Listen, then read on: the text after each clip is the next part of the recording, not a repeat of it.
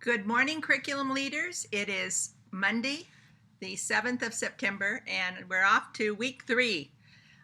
It's been really a busy time, I know, for you. I wanted to kind of preview some of the assignments and explain to you again how you post those in submit assignments in the menu section of the Blackboard, in the orange button, so to speak. So this week, well, the first week you did your philosophy statement, and there is the rubric, and a 2 to 3 page paper discussing your philosophy of education, how you relate to the No Child Left Behind, response to intervention, the Common Core state standards. All of those new issues are recurring issues that we have in education, the reform strategies. And then there's the district analysis where you're looking at Michelle Rhee's statements and Diane Ravitch, who is just an expert in education. She served as an undersecretary of education under Obama's administration. And so you're actually looking at that analysis of your district in relationship to what Diane Ravitch and Michelle Rhee think of what schools should be. And you're going to be looking at chapters 1 through 5 specifically on that. And this is also a 2 to 3 page essay. You're going to have the APA standards. If you get behind on any assignment, and don't worry about the time frame. This is your first course. You're just getting your books.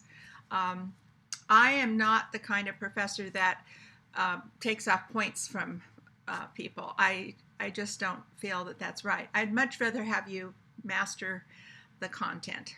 So this is not going to be like this for every course, but this is your first course. So let's get you right on the right track at the very beginning.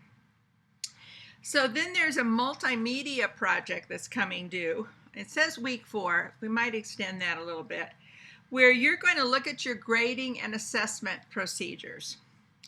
And in the book, it really does talk a lot about motivation under Pink's book. I hope you really enjoyed that book as much as I do, because he really talks about how we motivate people and the intrinsic kinds of motivation and the extrinsic types of motivation. And our school is primarily based on extrinsic.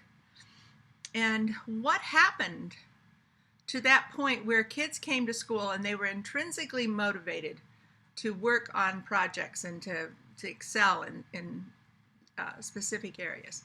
Something has really changed, and particularly in the 50 years that I've been in education, it's changed.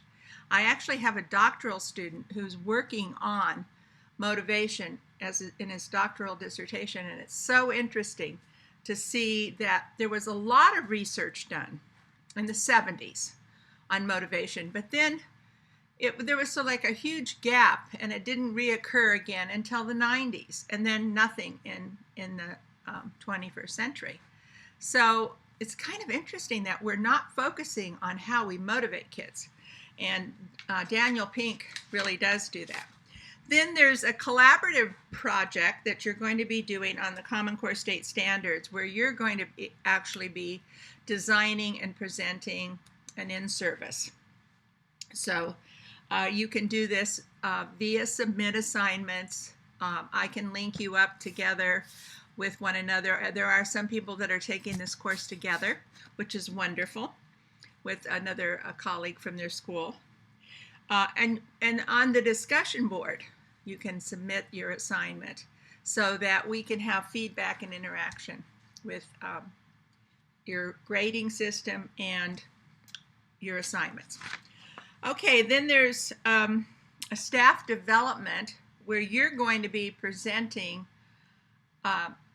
staff development training for your school, particularly focus on your school.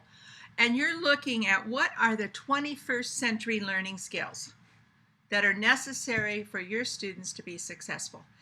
Now, there are so many 21st century learning skills, and I know that many of them are related to the Common Core State Standards, but I have to say that in schools today, we're so focused on testing, and we're so focused on mastering English and mastering mathematics that we, almost to the exclusion of skills that they would need to survive in the work world. So vocational education has gone by the wayside. I think I told most of you that my granddaughter came to live with me, and she's a junior, and we looked at high schools, well, for about 6 months. And then I bought this house because it's near Marina High School in Huntington Beach, and they have the total vocational education program. So they have the auto mechanics, they have metal shop, they have wood shop, they have culinary arts academy, they have sewing and foods. Hold it, I'm missing. There's about, I think there's 6 or 7 altogether, and it's the only school in the vicinity in northern and southern Orange County. I think San Clemente High School may be the other one that has an auto shop. But all the other schools are doing double periods of English and double periods of math. And what I know about that is that there's been no correlation between increased reading scores, language arts scores, or math scores by having a student repeat the same course a second hour with the same teacher. Everything goes to the strategies, the teaching style of the teacher working with the students. If anything, they should be doing a flipped classroom so that the students are teaching one another in the second hour.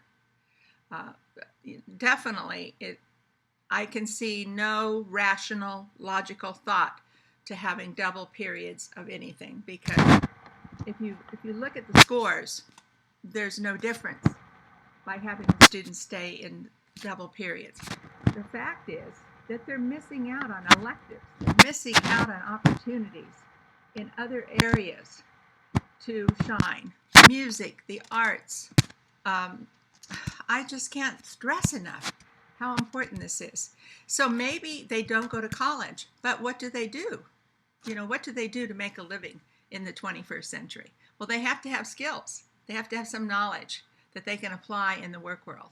And so I think my granddaughter's going to take auto shop because she's thinking about getting a car and being able to change a tire or figure out the oil and so forth and so on. It's going to be very helpful to her in her future.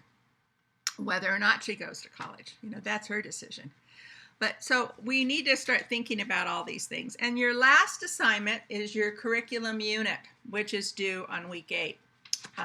Remember the submit assignments, and you can put this one in the discussion board too, because it's got a great application for all of us to learn from one another. So there's a specific, on page 8, specific rubric guidelines for you. You're going to actually look at part 1, part 2, and part 3. So remember the notion that Ralph Tyler had. What shall we teach? How shall we teach it? How do we organize the learning assignments, the learning activities, and then how do you assess it? It fits very nicely with this rubric that you have for this assignment number 8. I hope that you will have some time to talk to one another in the discussion board, and you're doing a great job. I'm very, very impressed. I think everyone has their books now, and I've enjoyed talking to you. And remember, if you can't get it done, it's okay. I'm not going to take off any points. It may not be that way in your next class, so just remember, this is going to allow you to get up to speed. So have a beautiful week, and God's blessings.